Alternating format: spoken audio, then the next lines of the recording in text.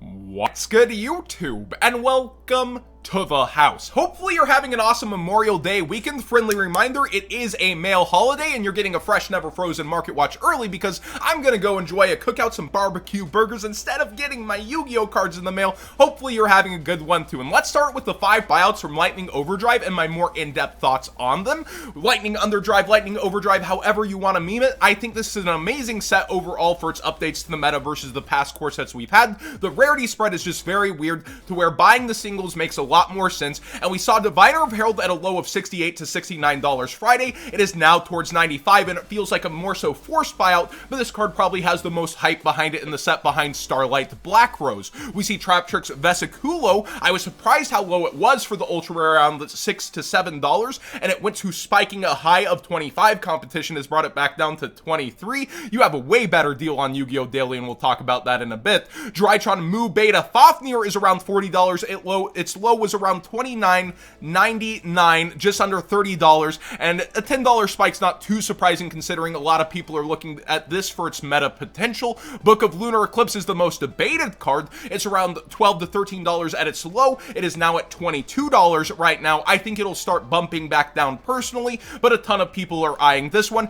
And Dark Honest, oh my gosh, its legacy in the game can't be understated, is at $25 after also being at a low of around $13 on TCG Player. Now, Yu-Gi-Oh! Daily, you can use code WhatsGood5 for 5% off to support the channel directly. I know I'm incentivized to say that, so don't treat me like a saint, but this is why I love working with people like this that don't care about the money, but more so the message of, yeah, this is more so what the card could be. They have Trap Tricks Vesiculo around $9. They started it at $7. It starts becoming their top rated sale. They bump it up to $8. Oh wow, we're starting to run low on quantities. We bump it up to only $9, not even the triple digits, and they know most people are going to use my discount code when buying. Also, Dark Honest around that $15 mark rather than trying to bump it up towards 20 and just barely undercutting. They could seem like a hero putting the Trap Tricks at 15 or something like that and still be undercutting by 7. Instead, over half price off. This is why I seriously love working with these guys. Now, Book of Lunar Eclipse, I don't blame them for putting this at 20 or Drytron Mu Beta Fafnir at 40. These have a lot more meta potential,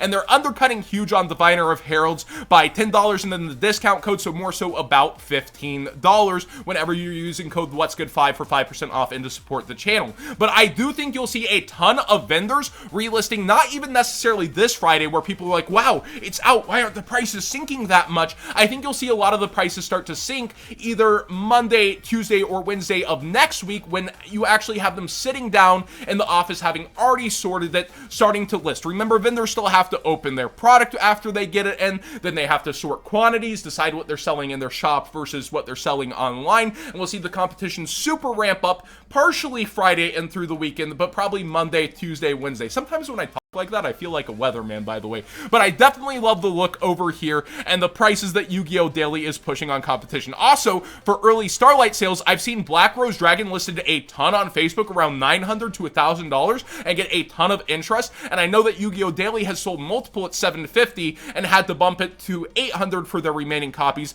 I've also seen a very low amount of Lina the Light Charmers around, and that's kind of concerning because I've seen a ton of Book of Lunar Eclipses. It would be super weird if there's actually something going on with the ratios on Starlights, but maybe it's just more so mega clumping. Those are the sneak peek boxes, and we're gonna see the other boxes come out. But yeah, that's been super weird to see how many Book of Lunar Eclipses and Bahalutias have been pulled and how few Linas I've seen, and honestly, not the most amount of live Twin Kisa kills, but I don't think there's something necessarily up with the ratios over a large pull. Maybe it's just what people are posting, because I've seen a ton of Black Rose Dragons pulled also, and people being excited over those. Now, one more sponsored shout out real quick. Luxury Gaming, if you follow them on Instagram and also are registered over here for the tournaments, they're doing a ton of free tournaments all week, completely free to enter. They just want you to get used to the website, and they're giving away free boxes of Lightning Overdrive, not only for their tournament prize pool completely for free, but also if you're just following their Instagram and registered on the website. That's how you enter, and I think that Luxury Gaming combined with Yu-Gi-Oh! Daily has been an excellent excellent sponsorship. So go check out Luxury Gaming's website. I'll have it linked down below, as well as their Instagram to follow to enter those giveaways. And then be checking out those tournaments if you want to play for completely free prizes. It looks like they're going to be running a ton of these tournaments. Also, it's the last day you can use code WhatsGood5 for 5% off on Team Samurai X1's website. That's tsx1.com. Amazing playmats, amazing field centers. I personally love the artist he works with, like Kraus Arts. And then you also see these classics, like I believe ARG actually worked with this guy back in the day. You have the Obelisk and Slifer versus Exodia, or the Dinosaur playmat, the Epic Heroes. I love the art on a ton of these playmats. You have the Charmer waifu stuff, of course. And then, I actually really do like this little bundle. You have Fleur de Lis versus the Tri Brigade, and then you have the Dogmatica. I just really like the work Kraus does. Okay. I would simp for him a little. So code WhatsGood5 for 5% off over on Team Sam's website. Now, Dark Magician, interestingly enough, had a bunch of copies starting to list just under 1,000. We saw this on stream, and they have disappeared overnight. They were still there after my stream last night, I believe. And when I pulled it up this morning, I refreshed my tabs. Everything lines up at 1,000 again. There were pictured ones at 850, so I was going to be happy, like, oh, look, this is back down. But it seems like somebody's interested in going and getting those copies rather than letting them sit there and competition continue to drag it down. Somewhat unfortunate. Rainbow Neo, speaking of Ghost Rares, is a card I didn't know was still worth this much money. A lot of people doing banless speculation still, and if Dragoon got hit, oh my gosh, the just what people are going to be playing. I just didn't know the common was still $6 plus and any holo was above 10, but it makes a lot of sense that we haven't had a ton of printings of this card, so it's something to be aware of. One of those, you could have this card and have money you didn't know about. Yeah, every single version of this is doing well for itself for the most part, and a good penny stonk would be the Starlight, well, not Starlight, Prismatic. I get that all mixed up because in OCG, the Prismatic Secret Rare is their Starlight Rare, and for us, Prismatic Secret Rare is a completely different thing, and then I correlate it with Starlight in my head. All things aside, the Prismatic Secret Neos Fusion, I would love a Starlight of it, is just around $1 to $2, and the super rares are insanely cheap, also with high quantities. If you really think Dragoon is getting hit, here's a ban list speculation penny stonk for you, but whenever you speculate on the ban list, that can pan out so many different ways. Hope Harbinger, also I think Dragoon would be cashed in on by Konami again, rather than just deleted on the ban list.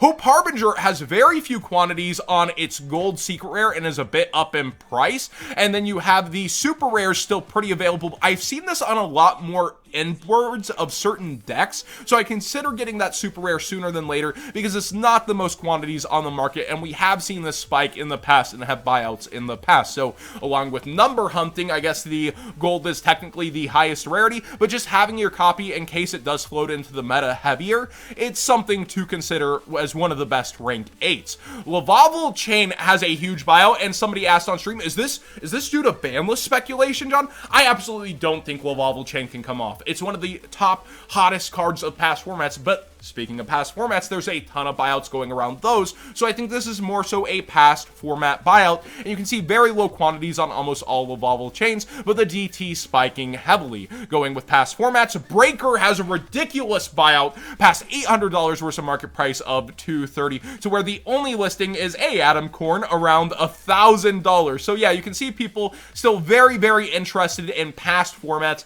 and going with those kinds of cards. GOAT formats still revolving. Somebody was asking me, should I sell my GOAT stuff? And I was like, diamond hands to the moon. Like, all the memes aside, I really think as people visit past formats, it's inevitable that GOAT gets revisited and revisited, especially having its section on Dueling Book, whereas other past formats you have to create hype around and get interest in, and creators are doing that, but definitely I think that GOAT is the number one to be revisited. Also, speaking of everything that starts with B for past formats, Breakthrough Scale, I did not know this was a $50 first edition ulti. It's one of the last cards before I quit vending that I actually got a couple of foreign first edition copies of, and you can see it's way up in price. I do really like this card, and it has its place in several past formats. And then Beckoning Light, super rare buyout, really, maybe for Lightsworn against Teledad. This card, market price $10. If you got the super rares, the lows are at $44, $45, and it's very similar on eBay as well. We checked over there. This is crazy. Just how people are going after any or everything of significance for past formats, and they're spiking up like crazy. If you got old cards, it's looking like a really good time for them, and I can't understate, or overstate, I suppose, how crazy that it has been on the market, seeing these price jumps on anything old. That being said, thanks for watching today's Market Watch. Thanks for dealing with me rolling out of bed. I might be a little bit of a different energy when I wake up and record, but thanks for sticking with me. And what do you guys think of the Lightning Overdrive buyouts that did happen week 1? And what do you think of my price projections on these? Like, I think Diviner,